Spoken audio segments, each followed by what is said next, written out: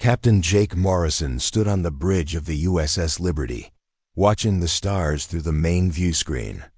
The ship had been traveling through deep space for 3 months now, mapping new systems and looking for signs of life.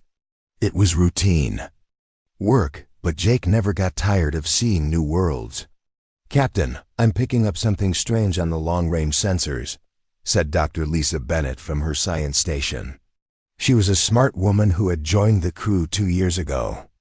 Her blonde hair was pulled back in a simple ponytail, and she wore the standard blue uniform of the science department. Jake walked over to her station. "What kind of strange?"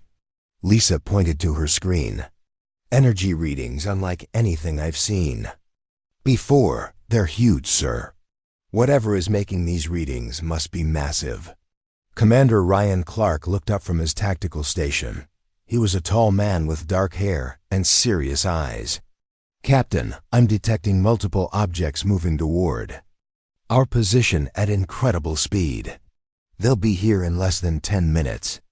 Jake felt his heart beat faster. In all his years of space travel, they had never encountered another intelligent species. Earth scientists had always wondered if humans were alone in the universe. It looked like they were about to find out. "All stations, go to yellow alert," Jake ordered, "but let's not assume they're hostile. This could be the greatest day in human history." The bridge crew moved quickly to their positions. Pete Hamilton at navigation checked their course options. Amy Rodriguez at communications tried to scan for any signals. Everyone was nervous but excited. "Captain, they're dropping out of hyperspace," Ryan announced. The view screen filled with light as massive ships appeared in space around them. Jake's mouth fell open. The alien vessels were enormous, each one at least 5 times larger than the Liberty. They had strange, crystal-like hulls that seemed to glow from within. Sharp angles and pointed sections made them look like deadly weapons floating in space. "How many ships?" Jake asked. "I count 12 large vessels and at least 30 smaller ones," Ryan replied. "Sir, their weapons are powered up and aimed at us." Dr. Bennett was studying her readings carefully. "Captain, the energy output from just one of those ships is more than our entire fleet back home could produce." Jake nodded. The situation was clear. If these aliens wanted to destroy the Liberty, there was nothing they could do to stop them. Their only choice was to try peaceful contact. "Amy, open a channel on all frequencies. Let's see if they want to talk." Before Amy could respond, the communications console lit up with an incoming signal. "Captain, they're hailing us," she said. "The signal is automatically translating into English somehow. Put it on screen." The view screen changed to show the interior of one of the alien ships. A tall reptilian creature stood in what looked like a command center. He was at least 8 feet tall, with dark green scales and glowing red eyes. He wore elaborate armor covered in symbols and decorations. Behind him, other similar creatures stood at attention. When the alien spoke, his voice was deep and commanding. "I am Admiral Zethkalar of the Galactic Dominion. You have entered sacred space belonging to the Empire without permission. This is a crime punishable by death." Jake stepped forward. "I'm Captain Jake Morrison of the human vessel Liberty. We didn't know this space belonged to anyone. We come in peace and mean no harm." The Admiral's eyes grew brighter. "Peace?" He laughed, but it was not a pleasant sound. "There is no peace for those who defy the Empire. You will surrender your vessel immediately, or we will destroy you and your entire species." Jake felt the tension on the bridge increase. This was exactly the kind of first contact scenario they had trained for but hoped would never happen. But something about the alien's speech struck him as odd. "Your species has violated the sacred boundaries of worlds that have belonged to the Empire for 1,000 years, the Admiral continued. "We have crushed civilizations far more advanced than yours. We have turned entire star systems into dust. Your pathetic little ship is nothing compared to the might of our fleet." Behind Jake, someone made a small sound. He turned to see Ryan covering his mouth with his hand, his shoulders shaking slightly. The tactical officer was trying not to laugh. "We offer you one chance," Admiral Zethkalar went on. "Kneel before the Empire, accept your fate as slaves, and perhaps some of your kind will be allowed to live. Refuse, and we will hunt down every human in the galaxy and destroy them all." This time, Dr. Bennett let out a small giggle. She quickly tried to cover it up, but Jake heard it clearly. Pete Hamilton was also struggling to keep a straight face. Jake looked back at the screen. The Admiral was still speaking, describing in great detail all the terrible things the Empire would do to humanity. But the more he talked, the more ridiculous he sounded. His threats were so over the top, so dramatic, that they seemed like something from a bad movie. "We have weapons that can crack planets in half," the Admiral declared. "We have warriors who drink the blood of their enemies. We have conquered 1,000 worlds, and yours will be just another trophy in our collection." Amy Rodriguez was now biting her lip to keep from smiling. Chief Engineer Danny Cooper, who had come up to the bridge to see what was happening, was staring at the screen with obvious amusement. Jake realized what was happening. The aliens' threats were meant to terrify them, but they were having the opposite effect. The dramatic presentation, the over-the-top language, the elaborate costume and setting, it all seemed designed to frighten primitive species into immediate surrender. But humans had seen this kind of thing before.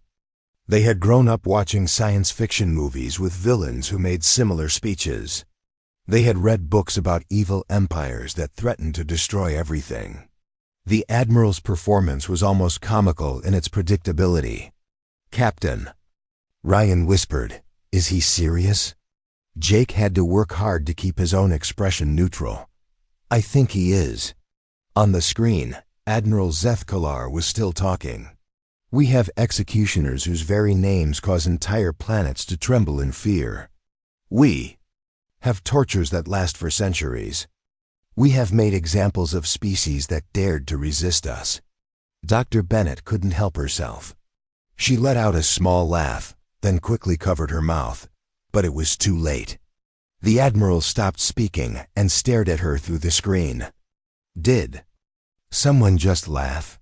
he asked, his voice filled with confusion. Jake stepped forward again. "Admiral, we appreciate your colorful introduction, but perhaps we could discuss this situation more calmly." The alien's red eyes grew even brighter. "Discuss? There is nothing to discuss. You will surrender or die. Those are your only choices." Behind Jake, more of the crew were struggling to control themselves.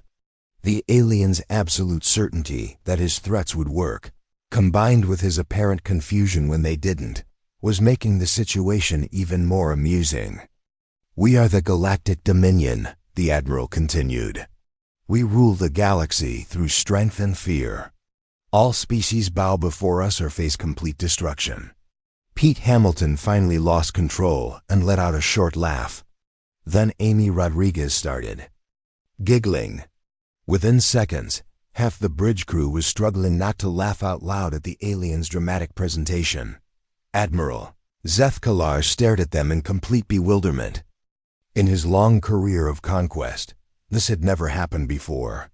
Species were supposed to be terrified by now, begging for mercy or trying to flee. They were not supposed to find his threats amusing. "You dare to laugh at the might of the Empire?" he demanded. Jake looked around at his crew, then back at the screen. He realized they had just made first contact with an alien species, and somehow they had managed to confuse their would-be conquerors simply by not being afraid of them. This was going to be interesting. Admiral Zethkalar stood frozen on his command deck, staring at the human ship through the view screen. In 300 years of conquest across the galaxy, he had never encountered anything like this. Species were supposed to tremble when they saw the Imperial fleet. They were supposed to beg for mercy or try to run away. They were not supposed to laugh. "Admiral," said his second-in-command, Commander Vexter, "the humans appear to be amused by our threats." Zethkalar's red eyes blazed brighter. That is impossible. No species has ever responded to Imperial might with laughter. They must be hiding their fear behind false bravery. On the human ship, Captain Jake Morrison was trying to restore order to his bridge. His crew was still struggling to control themselves after the alien's dramatic speech. Pete Hamilton was wiping tears from his eyes, while Amy Rodriguez had turned away from her station to hide her smile. "People, please," Jake said quietly. "I know this seems funny, but we need to handle this carefully. These are real aliens with real weapons pointed at us." Dr. Lisa Bennett nodded and took a deep breath. "You're right, Captain. But I have to say, their approach to intimidation is fascinating from a psychological standpoint. It's like they've never met a species that doesn't respond to fear." On the Imperial flagship, Admiral Zethkalar was consulting with his war council. The massive alien warriors gathered around a holographic display of the human ship. Each one was a veteran of countless conquests, decorated with the bones and trophies of defeated enemies. "Perhaps they do not understand the gravity of their situation," suggested General Korthake, a scarred veteran with missing fingers from ancient battles.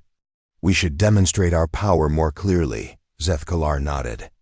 "Yes, bring forward the Blood Guard. Let them see our most feared warriors." The view screen on the Liberty flickered back to life. This time, the Admiral was flanked by 6 massive aliens in black armor. Each one carried weapons that looked like they could cut through steel. Their helmets were shaped like skulls, and their armor was covered in spikes and jagged edges. "Humans," the Admiral announced, "behold the Blood Guard. These warriors have never been defeated in combat. They have killed the champions of 100 worlds. They drink the blood of their enemies and wear their bones as decorations." Ryan Clark looked at the screen and shook his head. "Captain, are they serious with this whole skull and bones thing? It's like something from a heavy metal album cover."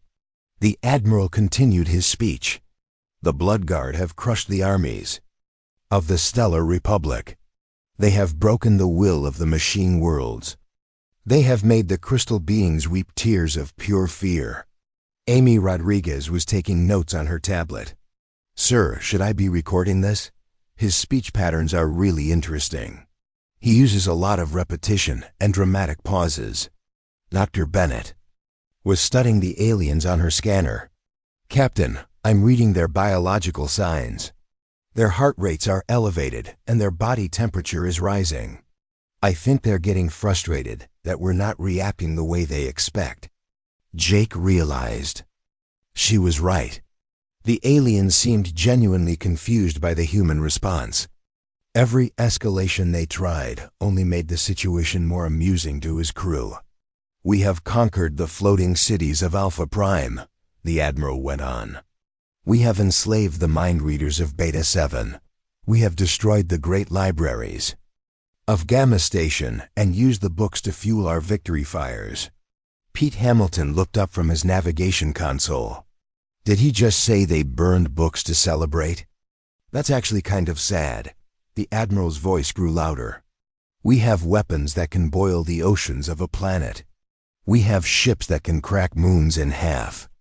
We have warriors who fight for the glory of seeing their enemies suffer." Chief Engineer Danny Cooper, who had stayed on the bridge to watch the aliens, raised his hand. "Excuse me, Admiral, but could you tell us more about these moon-cracking ships? The engineering would be fascinating." Admiral Zethkalar stopped speaking. He stared at the human engineer with complete confusion. You want to know about our weapons? Well, yes," Danny replied cheerfully. "I mean, the energy requirements alone would be incredible. How do you generate that much power? What kind of materials can handle those forces without breaking apart?" The Admiral looked around at his own crew. Several of his officers were whispering among themselves, clearly as confused as their leader. Commander Vexter stepped forward. "Admiral, perhaps we should bring out the fear projector. No species has ever resisted its psychological effects." "Yes," Zethkalar agreed. Activate the fear projector. Show them images of what happens to worlds that defy the Empire. The view screen changed to show holographic recordings of destroyed planets.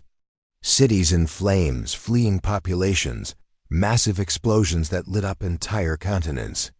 The images were designed to strike terror into the hearts of anyone who saw them. But on the Liberty's bridge, the reaction was not what the Empire expected. "Oh wow," said Dr. Bennett, studying the images carefully.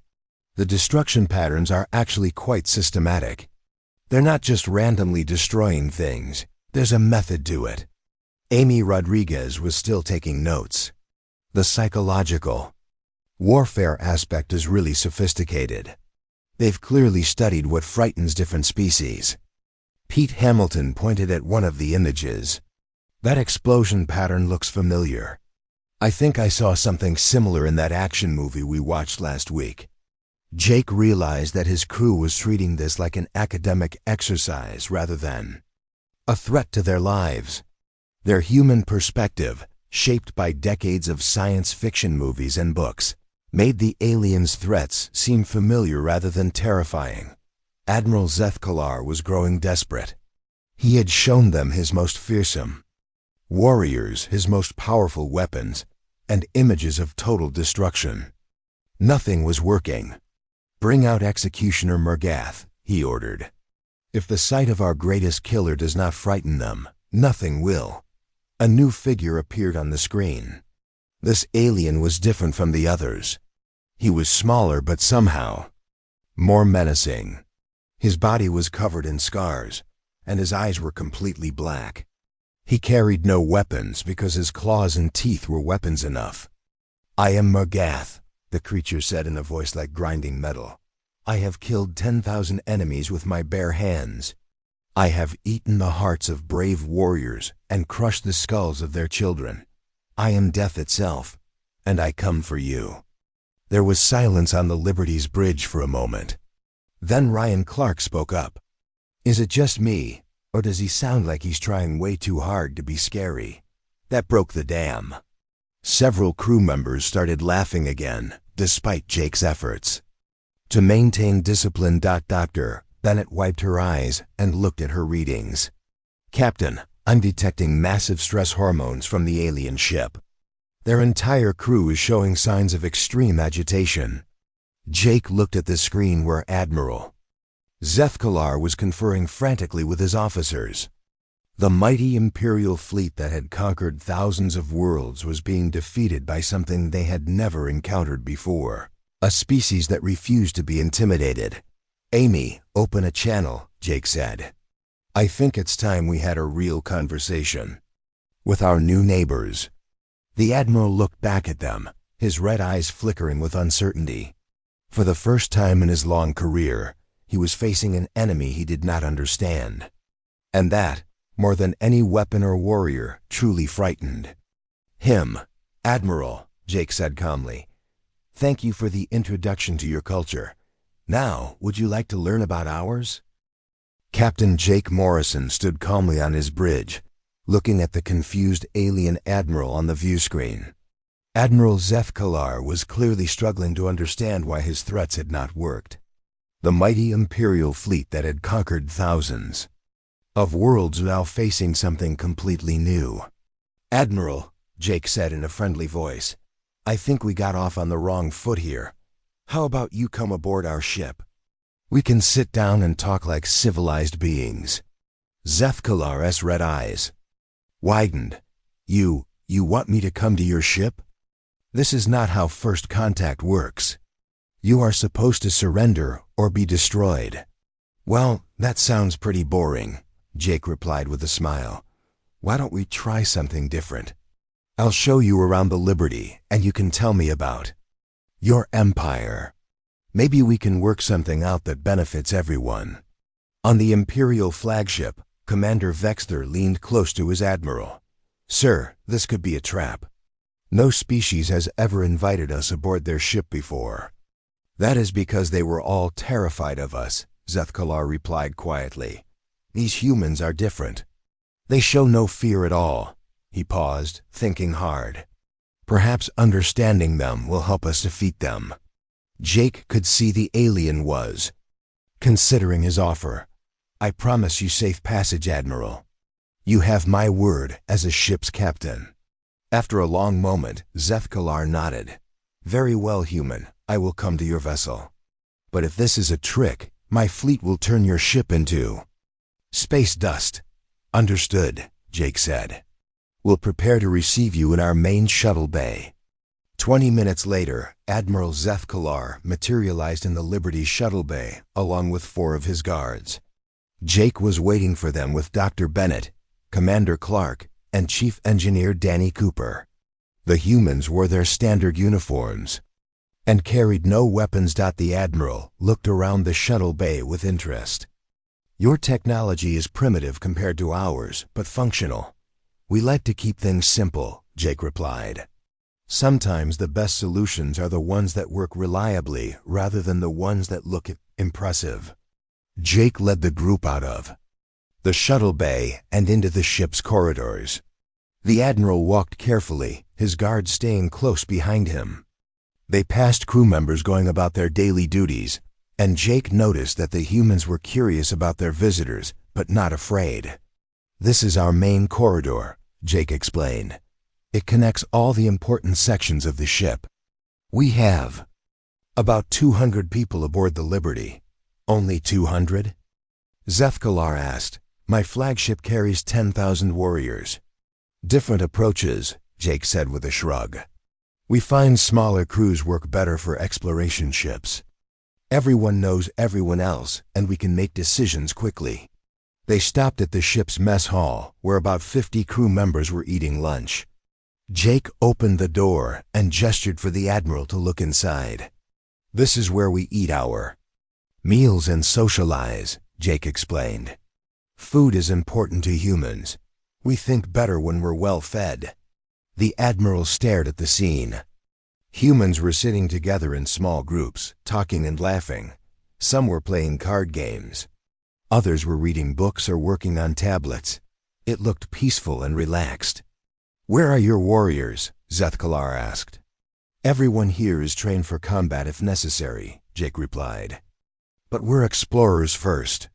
We prefer to solve problems with our minds rather than weapons. They continued the tour, visiting the engineering section where Danny Cooper showed off the ship's systems. The Admiral was surprised by how open the humans were about their technology. Are you not concerned that I will learn your secrets? Zethkalar asked. Danny laughed. Admiral, knowledge is meant to be shared. If you can improve on our designs, that's great. We can learn from each other. This concept seemed to confuse the alien greatly.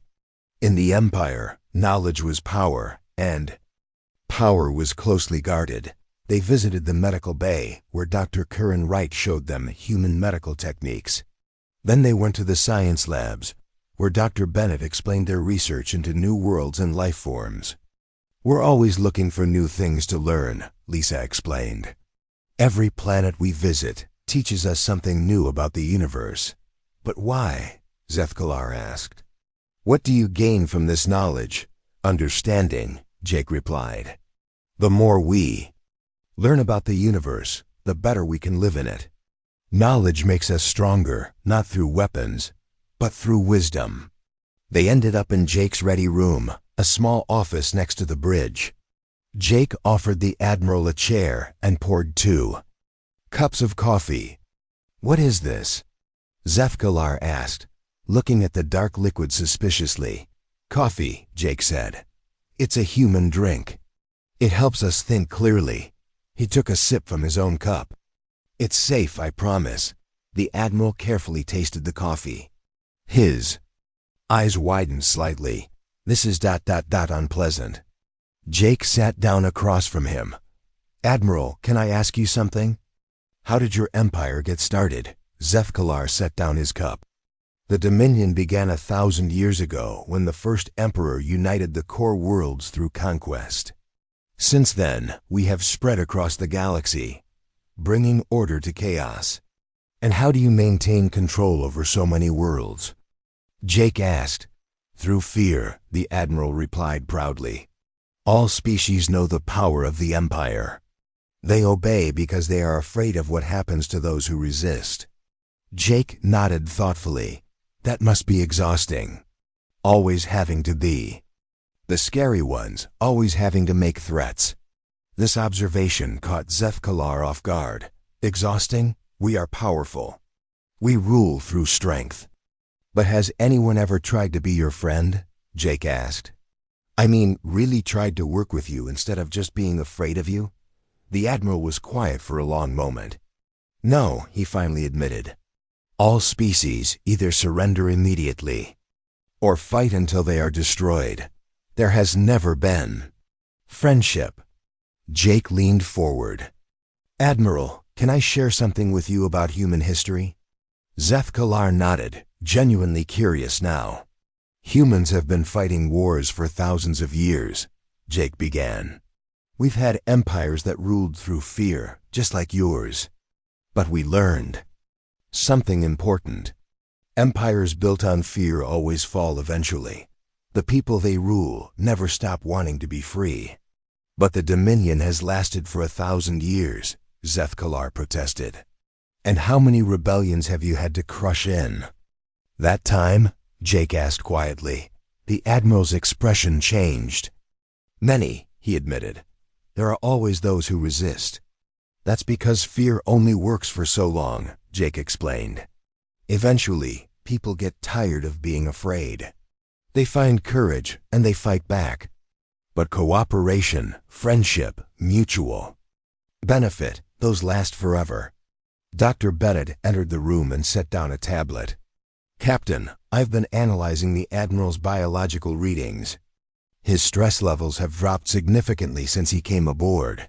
Jake looked at the alien leader. How do you feel, Admiral? Zethkalar considered the question. Strange, he said finally. I have not felt this relaxed in many years. Number. One has spoken to me as an equal in centuries. It is pleasant. That's because you don't have to be the scary emperor here, Jake said. You can just be Zethkalar, a person talking to other people.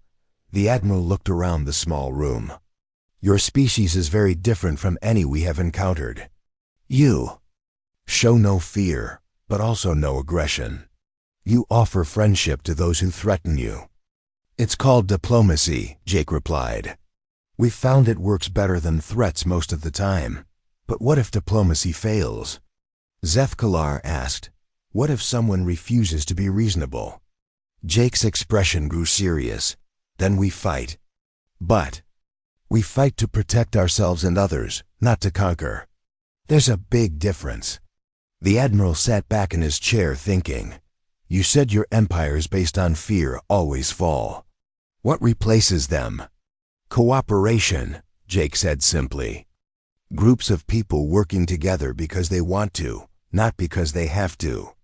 It's messier than an empire, but it's stronger in the long run. Zethkalar was quiet for a long time. Finally he spoke. I must return to my ship. My fleet will be wondering what has happened to me. Of course, Jake said, standing up. But Admiral, think about what we've discussed. Your empire doesn't have to rule through fear. There's another way. As they walked back to the shuttle bay, Zethkalar looked around the ship one more time.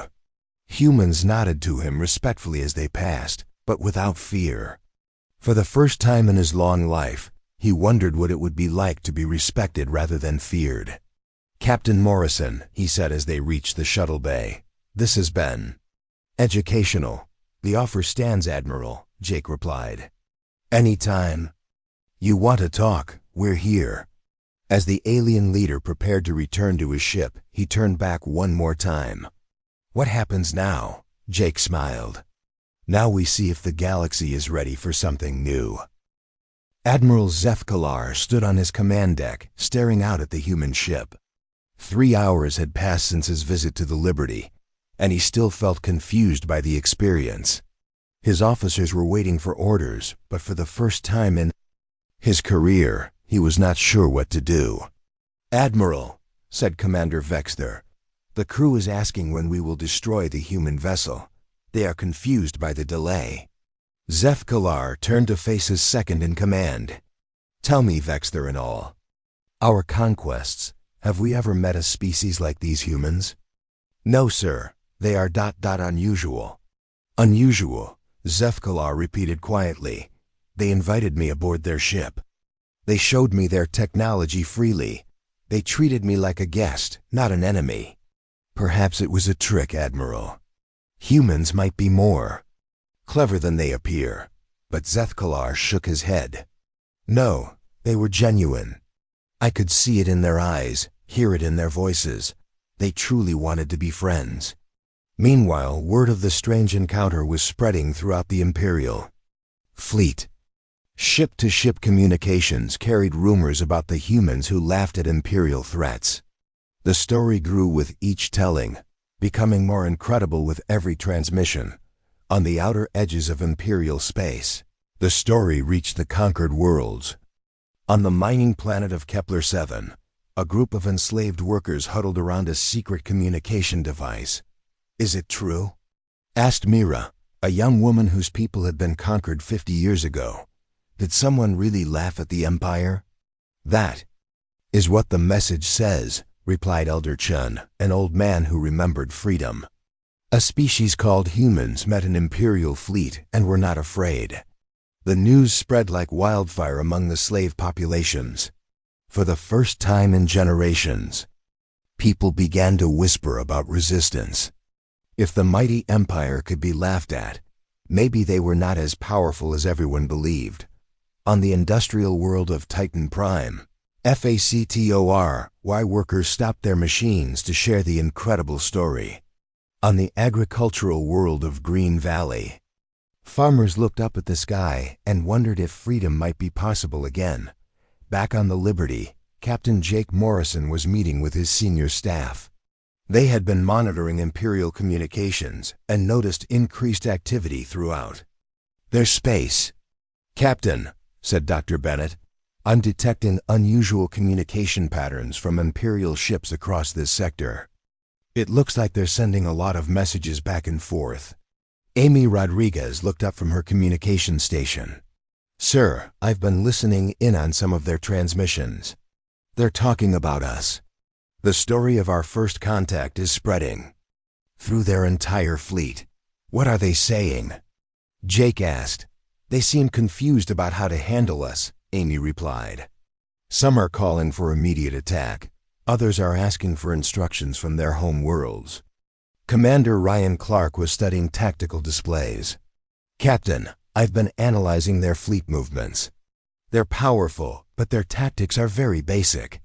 Everything is designed for intimidation rather than actual fighting. Chief Engineer Danny Cooper nodded.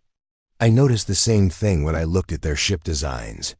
Lots of scary decorations and impressive weapons, but the basic engineering is not that advanced. They rely more on fear than technology. Dr. Bennett brought up her medical scans.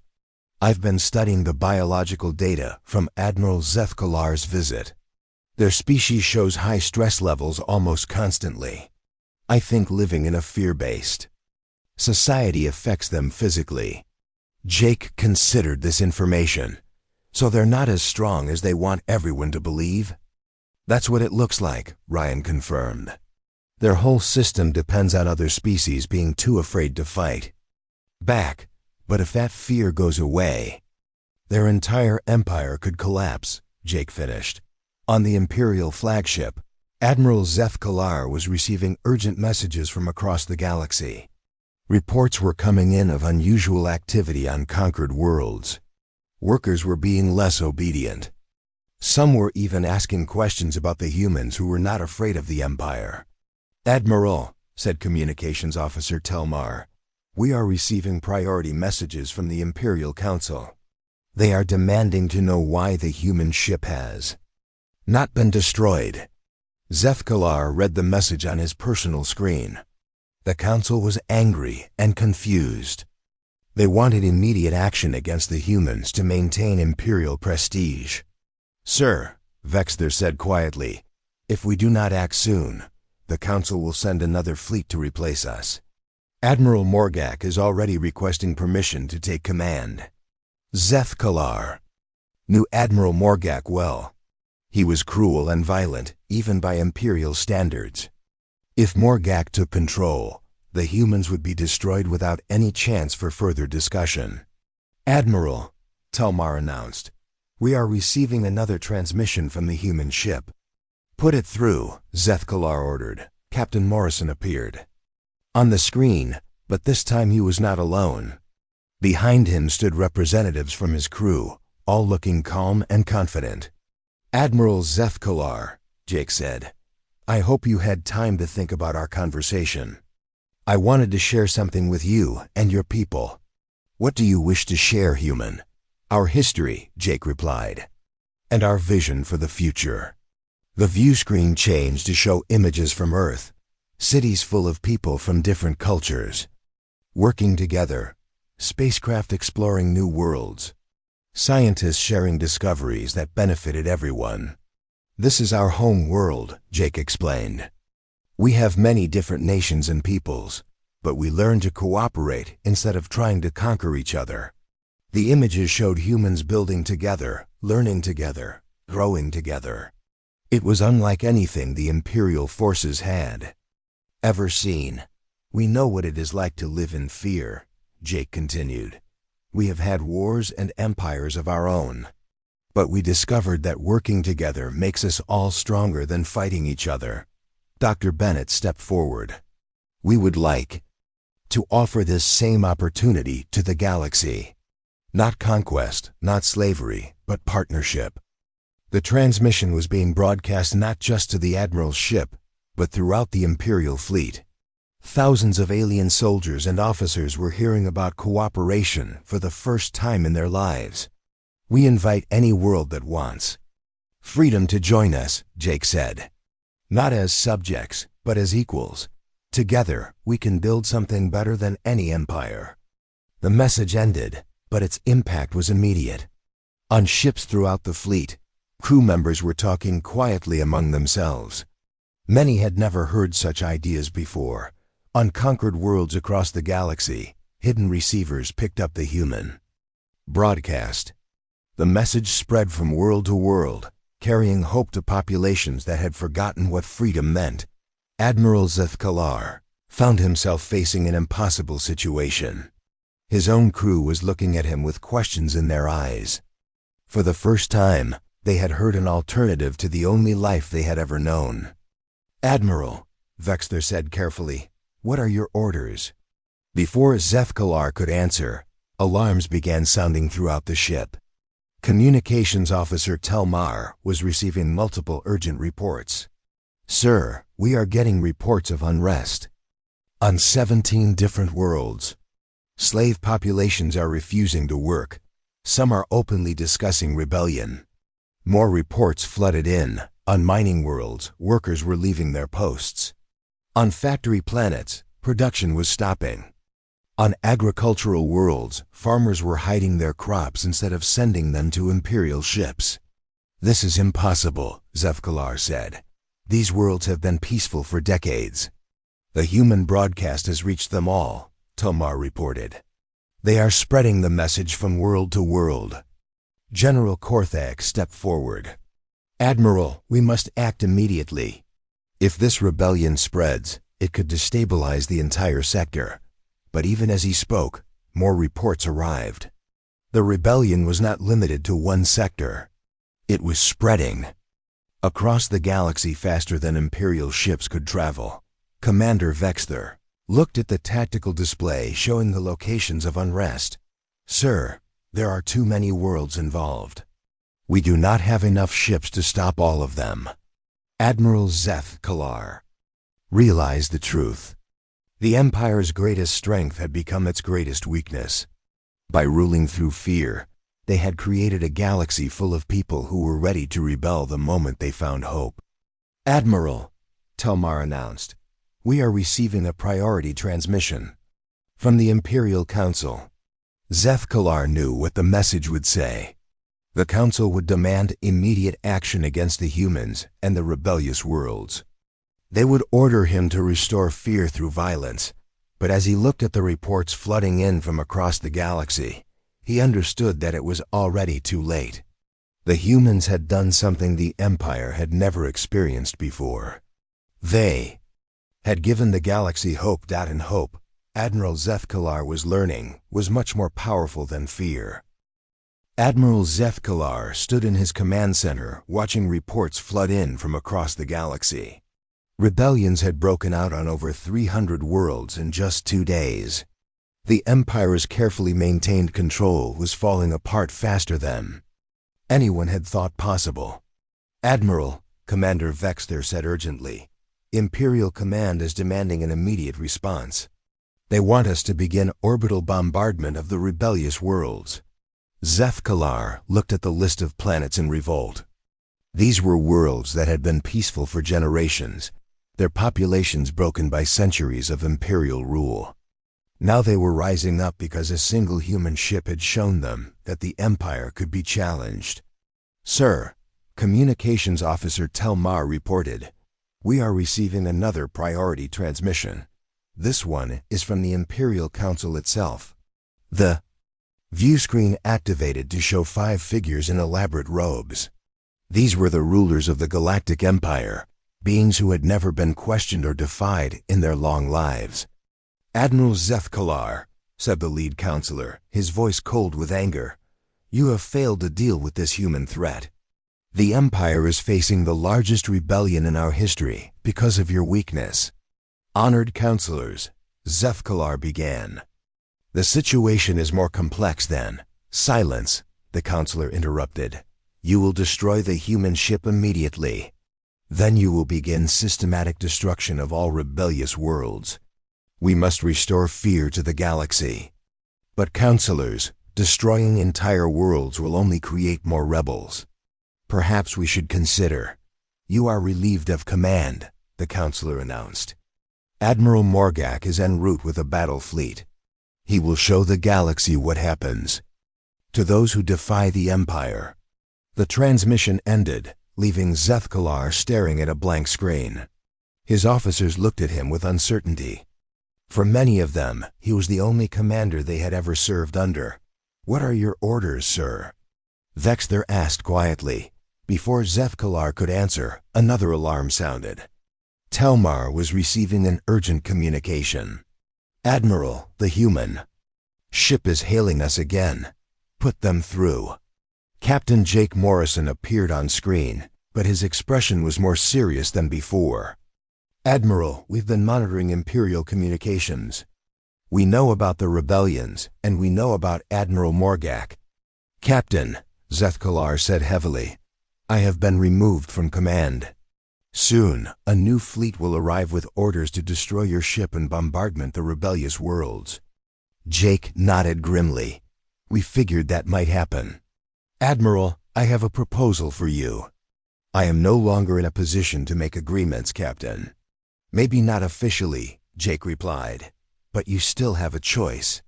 You can wait for Admiral Morgak to arrive and watch him kill millions of innocent people, or you can help us try a different approach."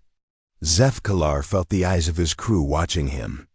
These beings had followed him for years, trusting his leadership. Now he had to decide what kind of leader he really was. "What do you propose?" he asked. "A meeting," Jake said simply. "Representatives from the rebellious worlds, your fleet, and us.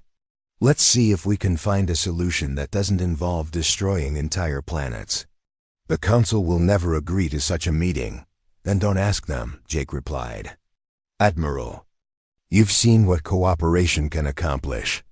You've experienced being treated as an equal instead of a figure of fear. Which felt better?" Zethkalar was quiet for a long moment. Finally, he spoke to his crew. "All ships, this is Admiral Zethkalar. Any vessel that wishes to return to Imperial space may do so immediately. There will be no punishment for following official orders." He paused, then continued. "However, I am choosing to remain here and explore the possibility of a peaceful solution. Any who wish to stay may do so voluntarily." The response surprised everyone.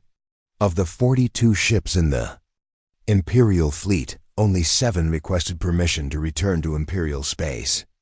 The rest chose to stay with their Admiral. Over the next 6 hours, something unprecedented happened in galactic history. Ships began arriving near the Liberty, carrying representatives from dozens of worlds. These were not diplomats or government officials, but ordinary people who had found the courage to speak for their planets. Mira from Kepler 7 arrived in a small mining transport. Elder Chun from the same world came with her, along with representatives from the underground resistance movement. From Titan Prime came factory workers who had organized their planet's work stoppage. Green Valley sent farmers who had hidden their crops from Imperial collectors. Captain Morrison established a communication network that allowed all the ships to talk to each other. For the first time in centuries, the voices of conquered peoples were being heard across the galaxy. People of the galaxy, Jake began, addressing the growing fleet of ships. We gather here not as conquerors or subjects, but as equals seeking a better future. Dr. Bennett had prepared a presentation about human history and government.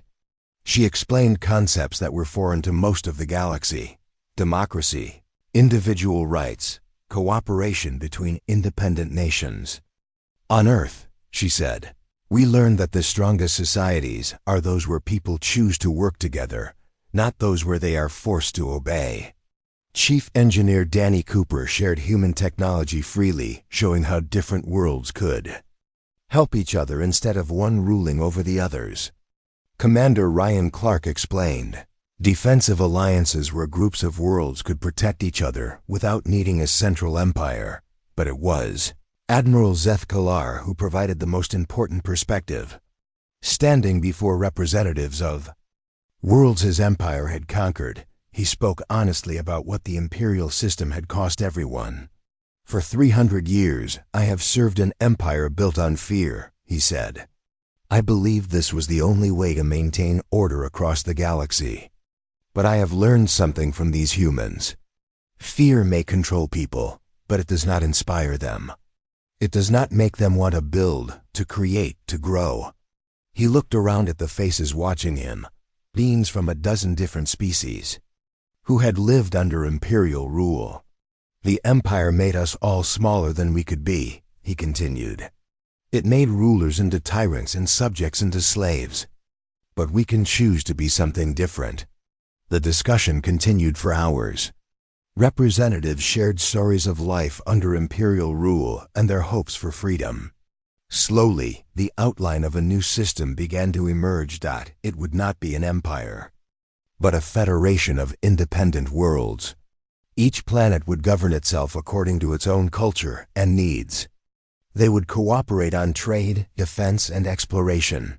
But no single world would rule over the others. The humans would not be leaders of this federation, but simply one member among many. Their role would be to share their experience with cooperation and help other worlds learn to work together. When Admiral Morgak's battle fleet arrived 3 days later, they found something they were not prepared for. Instead of a single human ship and a rebel imperial fleet, they encountered nearly 200 vessels representing over 50 worlds. Captain Morrison hailed the Imperial battle fleet with a simple message. Admiral Morgak, we invite you to join our discussion about the future of the galaxy. We believe there is a better way than conquest and fear. Morgak's response was predictable. He demanded immediate surrender and began charging his weapons for an attack. But then something unexpected happened. Ships from his own fleet began to break formation. The story of the peaceful gathering had spread even to Morgak's forces, and many of his crews chose to join the growing federation rather than attack it. Within hours, Morgak found himself commanding only a handful of ships while hundreds of vessels from across the galaxy worked together to establish a new form of government. The transformation was not immediate or easy. Building a galactic federation from the ruins of an empire took years of patient work. There were conflicts and disagreements, worlds that preferred independence to cooperation, and Imperial loyalists who tried to restore the old system. But the foundation had been laid by a simple idea, that people working together by choice were stronger than people controlled by fear. Admiral Zethkalar, no longer an Imperial officer, but now a respected elder in the new Federation, often met with Captain Morrison to discuss the changes they had witnessed. "Captain," he said during one such meeting, "your species did something we thought was impossible. You defeated an empire without firing a shot." Jake smiled.